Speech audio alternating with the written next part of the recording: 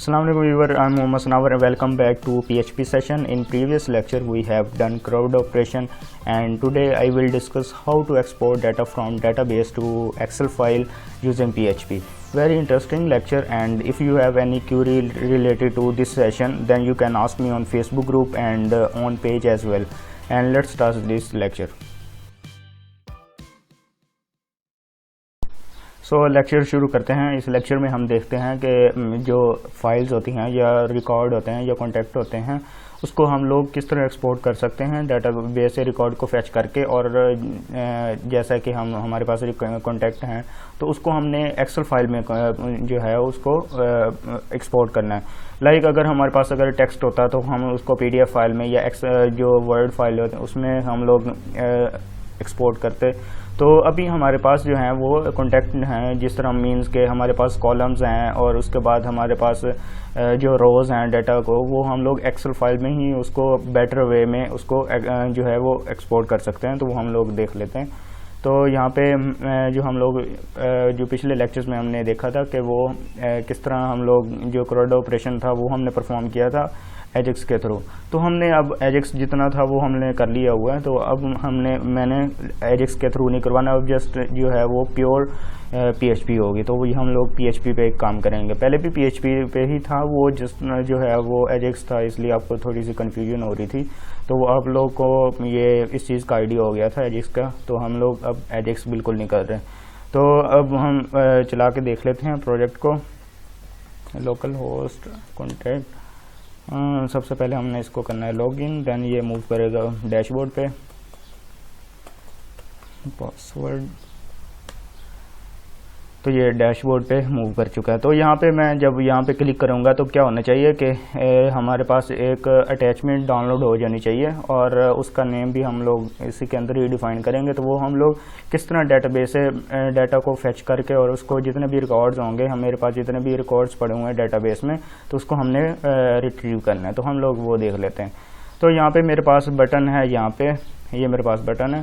तो इस बटन पे हमने सबसे पहले एक एक्शन परफॉर्म करना, लाइक ऑन क्लिक पे हमने जो है वो फंक्शन लगाना है कि ऑन क्लिक पे क्या होना चाहिए। ऑन क्लिक पे ये जिस तरह हमने एजेक्स के थ्रू कर रहे थे, जिस तरह हमने यहाँ पे फंक्शन लगाए थे कि क्लिक पे फंक्शन लगाया था, तो वैसे ही यहाँ पे हमने जो है वो ऑन क्लिक इसके अपने एट्रीब्यूट्स होते हैं, तो वो हमने इसको जो है वो कॉल करवाना है। तो ऑन क्लिक हम लोग यूज़ कर लेते हैं फंक्शन। ऑन क्लिक पे क्या होना चाहिए कि हमारे जो है वो एक्सपोर्ट एक फ़ाइल हम लोग क्रिएट करेंगे। उस फाइल में क्या होगा कि डेटाबेस से रिकॉर्ड को फैच करेगा और उसके बाद एक फ़ाइल में उसको एक्सेल फाइल लाइक जैसे मैंने आपको पहले डिस्कस किया था कि एक्सेल फाइल में हमने जो है वो डाटा को स्टोर करवाना है, उसके बाद हम उसको एक्सपोर्ट करेंगे। तो वैसे ही ऑन क्लिक फंक्शन पे क्या होगा कि एक एक्सपोर्ट फाइल PHP की फ़ाइल होगी, वहाँ पे जाएगा और उसके बाद उस फाइल में क्या करेंगे हम लोग बैकएंड जो डाटा होगा, बैकएंड मींस के बैकएंड कोड होगा, वो बैकएंड कोड में क्या होगा कि हमने डेटाबेस से फैच करना डाटा और उसके बाद हमने एक जो है वो एक्सेल फाइल क्रिएट करनी है। एक्सेल फाइल क्रिएट करके उसमें डाटा को पुट करना है। तो ऑन क्लिक फंक्शन पे हमने जो है वो एक विंडो या टैब ओपन कर लें, लाइक जैसे यहाँ पे मैं प्लस करता हूँ, ये मेरे पास एक टैब ओपन होता है। तो वैसे ही हमने यहाँ पे ओपन करना है, ओपन कर लेते हैं विंडो को, विंडो डॉट ओपन। ये हमारे पास जो है वो हमारी एक विंडो ओपन होगी। Window means new tab open होगा और इसमें हमने ये कहाँ पे मूव करेगा, हम यहाँ पे हमने फाइल नेम देना होता है कि किस फाइल में हमने जाना है। तो यहाँ पे मैं क्रिएट कर लेता हूँ, यहाँ पे मैं लिख लेता हूँ, इसको सेव कर लेते हैं। ये मैं उसी फोल्डर में लिख लेता हूँ, एक्सपोर्ट डाटा के नेम से मैं लिख लेता हूँ, PHP हमारी एक्सटेंशन नेम होगी, PHP टैग और उसके बाद क्लोजिंग टैग।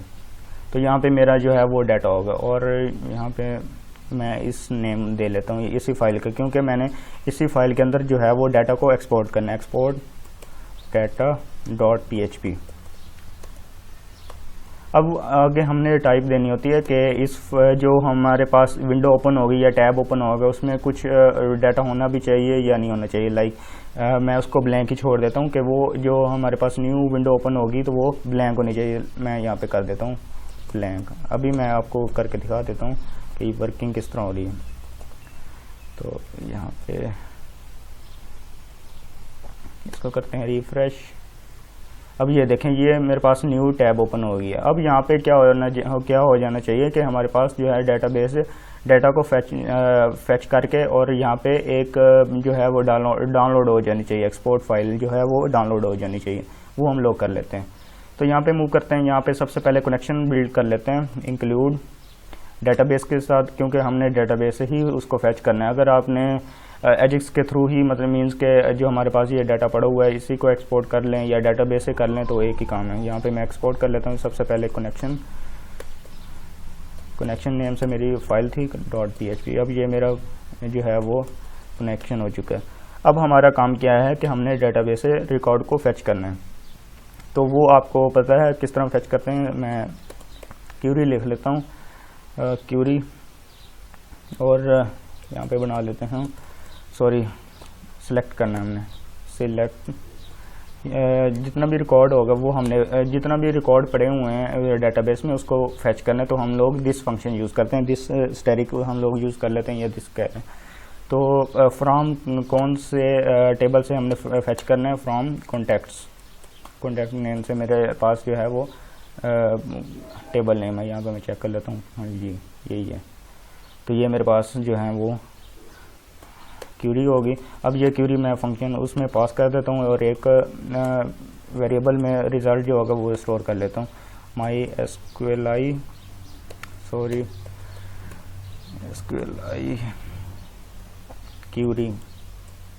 क्यूरी, और इसमें हमारा जो है वो सबसे पहले कनेक्शन जाएगा और दूसरी चीज़ जो है वो क्यूरी जाएगी। ये दो चीज़ें पास होगी। अब यहाँ पे हमारा जो रिकॉर्ड है वो डेटाबेस से फैच होके आ रहा है। अब यहाँ पे हमने क्या करना है कि जितना भी रिकॉर्ड होगा वो हमने एक अरेज फॉर्म में इसको स्टोर करना है। बिकॉज के ये जो फाइल्स होती हैं, एक्सेल फाइल जो होती हैं, ये अरेज फॉर्म में ही हम लोग इसमें फाइल्स में डाटा स्टोर कर सकते हैं। तो हमने अरेज फाइल में ही उसको स्टोर करना है। तो यहाँ पे मैं अरे में इसको सेव कर लेता हूँ। यहाँ पे मैं इफ़ कंडीशन पहले लगा के चेक कर लेते हैं कि जो रिकॉर्ड है वो डेटाबेस से फैच होके आया भी है कि नहीं आया। अगर आया है तो देन क्या करना है कि उसको 1 by 1 अरेज में हमने स्टोर करना है। तो यहाँ पे मैं अरे में चेक कर लेता हूँ, इफ़ MySQLi num rows, और इसमें हमने रिज़ल्ट पास करना है कि ये जो रिज़ल्ट हमारा डेटाबेस से रिट्रीव हुआ था अगर वो ग्रेटर दैन 0 है, मीन्स के ग्रेटर दैन 0 मीन्स के जो रोज़ हैं वो उसके जो नंबर्स हैं वो ग्रेटर दैन 0 हैं, मीन्स के रिकॉर्ड जो हैं वो 0 से ग्रेटर हैं। तो इसका मतलब ये है कि कंडीशन ये होगी कि रिकॉर्ड पड़े हैं कि नहीं पड़े हुए। तो यहाँ पे हमने एक वाइल लूप लगाना है। उस वाइल लूप में क्या होगा कि 1 by 1 जो हमारे पास अरेज होंगी, मीन्स के एक रिकॉर्ड एक अरे में एक अरे के एक इंडेक्स पे हमने स्टोर करवाना है। तो वो हम लोग यहाँ पे कर लेते हैं, वाइल लूप लगाना है। वाइल लूप में क्या करेंगे कि हमने एक वेरिएबल यहाँ पे बना लेते हैं यूज़र कॉन्टैक्ट नेम से, कॉन्टैक्ट नेम से हमने एक वेरिएबल बना लिया और इस वेरिएबल में डेटाबेस से जो रिकॉर्ड आ रहे हैं उसको हमने फैच करना है। तो हमने उसको फैच करना MySQLi एसोसिएट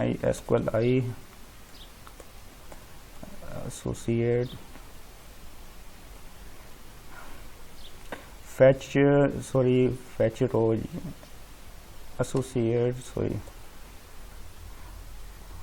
फैच एसोसिएट होगा, फैच एसोसिएट ये चीज़, हाँ जी। और इसमें हमने रिज़ल्ट पास करना है। ये रिज़ल्ट पास कर दिया हमने। अब ये क्या होगा कि 1 by 1 जो है वो हमारे रिकॉर्ड फैच होगा और वो जो है वो हमारे वेरिएबल में स्टोर होगा। अब ये जो वेरिएबल में स्टोर होगा तो इसको हमने जो है वो डाटा को हमने एक अरे में स्टोर करना है। तो वो जो अरे होगी वो हमने एक्सेल फाइल में स्टोर करेंगे। तो यहाँ पे हम लोग डिफ़ाइन कर लेते हैं, मीन्स कोई भी नेम रख लें। यहाँ पे सबसे पहले उसको इनिशियलाइज़ करना ज़रूरी है अरे को। तो यहाँ पे ARR के नेम से कर लेते हैं और इसको इनिशियलाइज़ कर लेते हैं सॉरी यहाँ पे अरे। तो ये हमारे पास अरे डिफाइंड हो चुकी है। अब ये अरे हमारे पास डिफाइंड हो चुकी है ARR नेम से। तो इसमें हमने ये डाटा जो है वो स्टोर करना है। अब ये क्या हो रहा है कि वाइल लूप में 1 बाय 1 हमारे पास अरे फैच हो रही है। मींस कि एक रिकॉर्ड एट वन टाइम जब ये एक दफ़ा लूप चलेगा तो एक रिकॉर्ड जो है वो फैच होगा। जब यहाँ पे एक रिकॉर्ड फैच होगा तो वो हमारे पास जो है कॉन्टेक्ट जो है वेरिएबल उसमें स्टोर होगा। तो यहाँ पे हमने ये जो रिकॉर्ड होगा वो हमने एक अरे में स्टोर करेंगे। अब जो पूरा रिकॉर्ड होगा वो एक इंडेक्स पे पड़ा होगा। मींस के ये अरे जो है वो इंडेक्सिंग पे होता है काम, के हर इंडेक्स पे एक वैल्यूज़ पड़ी होती है, तो एक इंडेक्स पे एक पूरा रिकॉर्ड होगा। तो यहाँ पे हमने इसको डाटा को सेव कर देना। तो ये हमारे पास जो है वो जब तक जितने भी रिकॉर्ड्स होंगे वो 1 बाय 1 जो है वो अरेज पे स्टोर करेगा। मींस के सबसे पहले ये लूप चलेगा और यहाँ पे एक डाटा फैच होके आएगा डाटाबेस से, और वो जो है वो अरे के 0 इंडेक्स पे वैल्यूज़ को स्टोर करवा देगा। फिर दोबारा लूप चलेगा, दूसरा रिकॉर्ड फैच होके आएगा, वो कॉन्टैक्ट में आएगा, कॉन्टैक्ट वेरिएबल में, और कॉन्टैक्ट वेरिएबल क्या करेगा, वो ये जो वेरिएबल है इसके फर्स्ट इंडेक्स पे हमारे पास जो है वो वैल्यूज़ को स्टोर कर देगा, रिकॉर्ड को स्टोर कर देगा।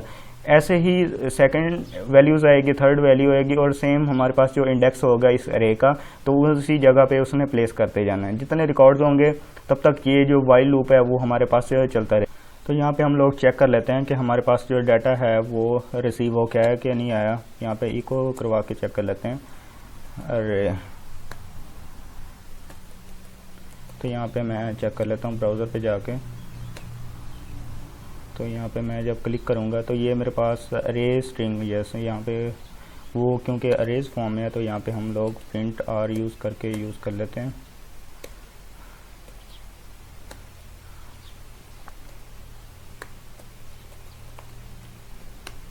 तो ये देखें मेरे पास जितनी भी अरेज थी, जितने भी रिकॉर्ड थे वो फैच होके आ गए। तो वैसे ही हमारे पास ये फर्स्ट इंडेक्स वाली जो वैल्यूज़ है वो रिट्रीव हो गई है।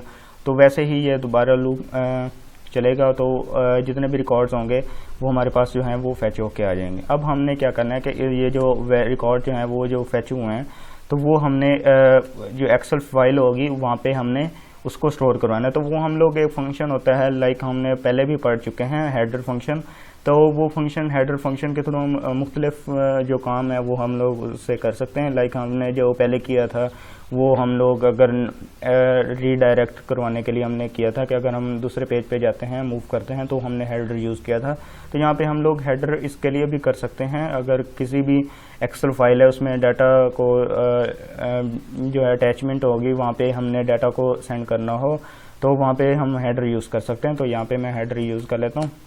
और हेडर में हमने कंटेंट टाइप देनी होती है, कंटेंट नेम, कंटेंट टाइप देनी होती है कि किस टाइप में हम काम करना चाह रहे हैं। लाइक हमने किसी भी फाइल में हमने डाटा स्टोर करना है तो हमने कंटेंट टाइप देनी है कि कहाँ पे हमने स्टोर करना है, किस फॉर्मेट में हमने स्टोर करना है, किस फाइल में हमने स्टोर करना है। तो यहाँ पे कंटेंट टाइप और ये सॉरी कैपिटल, और उसके बाद हमने फॉर्मेट देना है कि किस फॉर्मेट में हमने ये जो है वो स्टोर करना है। हमने टेक्स्ट फॉर्मेट में करना है या CVS जो है वो एक्सेल फाइल की एक्सटेंशन नेम होती है। सॉरी ये CSV होती है, C स्मॉल में, और इसको भी करते हैं स्मॉल में। यहाँ पे सेमीकोलन, और उसके बाद हमने इसका फॉर्मेट सेट करना होता है। बाय डिफ़ॉल्ट ये 4 सेट होता है, 4 सेट, और उसके बाद UTF-8 ये इसका जो है वो बाय डिफ़ॉल्ट फॉर्मेट आता है। UTF-8 ये इसका बाय डिफ़ॉल्ट फॉर्मेट होता है 4 सेट एक्सेल फाइल का। तो हम लोग खुद से भी दे सकते हैं, इसके डिफरेंट फॉर्मेट होते हैं, किस फॉर्मेट में हमने देना है। तो ये हमारे पास फॉर्मेट हो गया। तो ये हमारे पास कंटेंट टाइप होती है, कोई भी फाइल उसकी हमने फाइल जो है वो टाइप डिफाइन करनी होती है, किस कंटेंट में हमने इस फाइल का को सेव करना है। अगर PDF करना है तो यहाँ पे PDF लिखेंगे, अगर हमने JPG है टाइप कोई भी अगर फाइल है तो यहाँ पे हमने उस फाइल की टाइप देनी होती है। सेकेंड थिंग हमने इसी के अंदर ही हमने फाइल नेम जो है वो डिफाइन करेंगे। जो भी हम लोग डाउनलोड करते हैं, कोई भी फाइल डाउनलोड करते हैं तो उसका एक स्पेसिफिक नेम होता है, तो वो हमने यहाँ पे डिफाइन करना है। वो भी हम लोग हेडर के अंदर ही डिफाइन करते हैं, और वो भी कंटेंट डिस्क्रिप्शन होगी हमारी। ये कंटेंट टाइप थी, ये हमारी कंटेंट डिस्क्रिप्शन होगी। तो ये डिस्क्रिप्शन सॉरी डिस्पोजिशन होगी, ये हमारे पास डिस्पोजिशन होगी।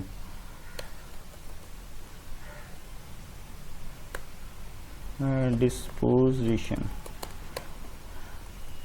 अब यहाँ पे हमने उस फाइल का नेम, ये जो होगी वो अटैचमेंट जो है वो नेम होगा इसका अटैचमेंट। जैसे हम लोग कोई भी डाउनलोड करते हैं फाइल, वो हमारी एक टाइप की वो अटैचमेंट होती है, तो ये अटैचमेंट होगी। और उसके बाद फाइल नेम देना होता है, लाइक जैसे मैंने contact.cvs, सॉरी ये आएगा सेमीकोलन और यहाँ पे फाइल नेम में हमने यहाँ पे contact.csv जो हमारे पास फाइल नेम है वो CSV, ये हमारे पास फाइल नेम होगी।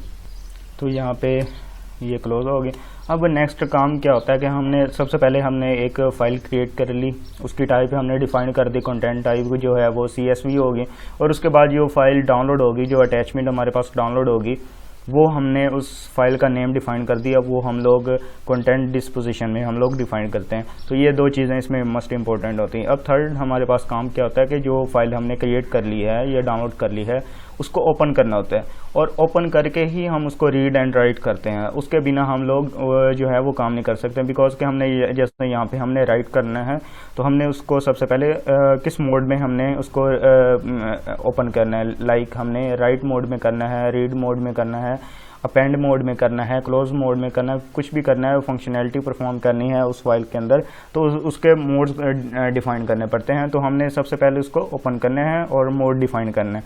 तो यहाँ पे जो रिज़ल्ट होगा वो हम लोग एक वेरिएबल में पुट कर लेंगे, आउटपुट उसका नेम रख लेते हैं और इसको करते हैं f ओपन। ये क्या करेगा, f मेन फाइल को ओपन करना है, फाइल ओपन। तो अब यहाँ पे हमने पाथ डिफाइन करना है। सबसे पहले पाथ जो है वो php कोलन एंड आउटपुट, ये हमारे पास पाथ होगा, ये हमारे पास पाथ हो गया। और सेकंड जो पैरामीटर में हमने चीज़ देनी होती है वो हमारे पास जो है वो मोड होता है। मोड लाइक के हमारे पास राइट करना चाह रहे हैं, रीड करना चाह रहे हैं, या आप लोग अपेंड करना चाह रहे हैं, डाटा को इस फाइल के अंदर अपेंड करना चाह रहे हैं, कुछ भी करना चाह रहे हैं, तो उसको हमने मोड डिफाइन करना होता है। लाइक मैंने अभी यहाँ पे राइट करना है, इस फाइल के अंदर मैंने डाटा को एंटर करना है, तो वो W मोड में आएगा, W मीन्स राइट। तो यहाँ पे हमारे पास मोड्स डिफाइंड हो चुका है। अब हमारे पास जो है वो फाइल ओपन हो चुकी है। अब इस फाइल में क्या करना है कि हमने डाटा को पुट करना है, इस CSV फाइल में हमने जो डाटा होगा वो पुट करना है। सबसे पहले हमारा क्या होता है कि हमारे पास एक हेडर होता है। हेडर में क्या होता है कि हमारे जितने भी नेम होते हैं, लाइक नेम का कॉलम का हमने हेडर जो होगा वो नेम का होगा, फ़ोन नंबर का जो हेडर होगा वो फ़ोन नंबर का होगा, और कंट्री के लिए वो जो हम लोग यूज़ करते हैं, लाइक यहाँ पे मैं आपको दिखा देता हूँ। यहाँ पे ये देखें ID, नेम और ईमेल और फ़ोन, ये हमारे पास हेडर होते हैं। तो वो हमने यहाँ पे हेडर उस फाइल के अंदर राइट करना होता है, तो वो डिफाइन कर लेते हैं। ये फंक्शन होता है राइट करने के लिए, वो हम लोग यूज़ करते हैं f पुट। फाइल में पुट करना डाटा, कौन सी हमारे पास जो फाइल होगी वो हम लोग यहाँ पे डिफाइन कर लेते हैं। तो ये हमारे पास फाइल होगी CSV, जिसमें हमने जो है वो डाटा पुट करना है, तो यहाँ पे हम लोग डिफाइन कर लेते हैं। तो सबसे पहले हमारे पास ये जो आउटपुट थी वो हमारे फाइल जो हमने ओपन की थी वो हमने बताना है कि भाई किस मोड में हमने जो फाइल है वो रीड की थी, सॉरी हमने डिफाइन की थी। जैसे हमने W डिफाइन किया था, तो उसको पता चल जाना है कि हम यहाँ पे राइट कर रहे हैं, तो यहाँ पे उसको पता चलेगा। और सेकंड पैरामीटर में हमने अरे जो है वो पास करनी है, अरे पास करनी है। अरे क्योंकि मैंने आपको सबसे यही बताया था कि ये अरे मोड में ही हमारे पास जो है वो डाटा जाएगा, तो अरे यहाँ पे डिफाइन कर देते हैं। तो सबसे पहले हमारे पास ID होगी, और उसके बाद जो है वो हमारे पास नेम होगा, नेम के बाद हमारे पास ईमेल, और उसके बाद हमारे पास फ़ोन, उसके बाद था हमारा कंट्री। तो ये हमारे पास जो है वो हमने हेडर डिफाइन कर दिया हुआ है। और अब हमने क्या करना है कि जितना भी रिकॉर्ड था वो हमारे पास 1 बाय 1 इस अरे में स्टोर हो चुका है। तो यहाँ पे हमने चेक भी कर लिया था, तो यहाँ पे हम लोग दोबारा इनसे चेक कर लेते हैं कि रिकॉर्ड जो है वो आ रहे हैं कि नहीं आ रहे हैं। ये मेरे पास जो है वो अब ये देखें कि मेरे पास जो फाइल है वो डाउनलोड हो चुकी है, बिकॉज के ये जो अटैचमेंट है ये हमने कौन सा फंक्शन कॉल पे हो रही है, ये फंक्शन कॉल पे हो रही है। तो यहाँ पे ये हमारे पास अटैचमेंट है और ये हमारे पास उसमें जो नेम है वो हमने डिफाइन किया हुआ है। इस बेस पे हमारे पास ये डाउनलोड हो रही है और यहाँ पे मेरे पास डाउनलोड हो चुकी है। तो यहाँ पे मैं ओपन करके आपको दिखा देता हूँ। अब हमारे पास काम क्या है कि ये जो डाटा जो स्टोर हुआ था वो उसको हमने 1 बाय 1 जो है वो शो करवाना है। यहाँ पे ये देखें, ये मेरे पास ये देखें, ये अरे फॉर्म में, इस अरे फॉर्म में हमारे पास डाटा स्टोर। अब ये देखें आपको यहाँ पे शो हो रहा है एक अरे में ये हमारे पास एक डाटा शो हो रहा है। क्यों यहाँ पे शो हो रहा है, सॉरी, यहाँ पे हमने अरे को डिफाइन नहीं किया हुआ था, वो जस्ट एक ही रिकॉर्ड को स्टोर कर रहा था इसलिए। अब यहाँ पे हमें ये चीज़ देने की ज़रूरत नहीं है। अब नेक्स्ट काम क्या है कि हमने 1 बाय 1 जो रिकॉर्ड था वो हमारे पास ARR में पड़ा हुआ है अरे फॉर्म में। तो फॉर ईच लूप लगा के हम लोग जो है वो इस फंक्शन में, इस फंक्शन के थ्रू हम लोग CSV जो हमारे पास एक्सेल फाइल होगी उसमें हमने डाटा स्टोर कर लेते हैं। तो यहाँ पे हम लोग इफ़ कंडीशन लगा के पहले चेक कर लेते हैं कि हमारे पास जो डाटा अरे में पड़ा हुआ है कि नहीं पड़ा हुआ है। तो यहाँ पे हम लोग चेक कर लेते हैं कि काउंट के थ्रू हम लोग चेक कर लेते हैं कि काउंट इसमें अरे अगर ये ग्रेटर देन 0 होगा तो देन हमारे पास हम लोग यहाँ पे फॉर ईच लूप चला लेंगे, फॉर ईच लूप लगा लेंगे। और फॉर ईच लूप में क्या होगा कि ये हमारे पास अरे है, इस अरे में ये अब यहाँ पे मैंने आपको बताया कि इंडेक्सेस पे काम होता है कि हर इंडेक्स पे एक रिकॉर्ड पड़ा हुआ है। तो हम हर इंडेक्स पे हमारे पास जो है वो रिकॉर्ड को एक अरे में एक वेरिएबल में स्टोर करेंगे और एक जो वेरिएबल होगा अरे फॉर्म में, तो वो वैसे ही हमारे पास जो है रिकॉर्ड वो 1 बाय 1 जो है रोज़ फैच होती रहेंगी हमारे पास। तो यहाँ पे मैं कर लेता हूँ, यहाँ पे इसकी कर देते हैं क्लोजिंग। तो यहाँ पे क्लोजिंग होगी। अब यहाँ पे हमने ये जो अरे थी हम लोग उसको 1 बाय 1 गेट कर लेते हैं। तो अरे एज ये मैंने ऑलरेडी आपको बता दिया हुआ है ये फॉर ईच लूप में। तो और उसके बाद हमने कोई भी यहाँ पे डिफाइन कर लेते हैं रो। अब यहाँ पे हमने 1 by 1 F put CVS and इसमें क्या होगा, सबसे पहले हमारा आउटपुट जो फाइल ओपन करनी थी यहाँ पे इस वेरिएबल में, ये फाइल ओपन होगी W मोड में, राइट मोड में। तो और उसके बाद हमने डाटा सेंड करना है। तो यहाँ पे हमारा जो जाएगा वो रो जाएगा। अब ये हमारे पास 1 बाय 1 ये लूप तब तक चलता रहेगा जब तक हमारे पास रिकॉर्ड जो जितने भी थे इस अरे में, इस अरे में, तो वो 1 बाय 1 इसमें पुट करता रहेगा। इस फाइल में 1 बाय 1 रोज जो हैं वो पुट करता रहेगा। हम लोग यहाँ पे चेक कर लेते हैं।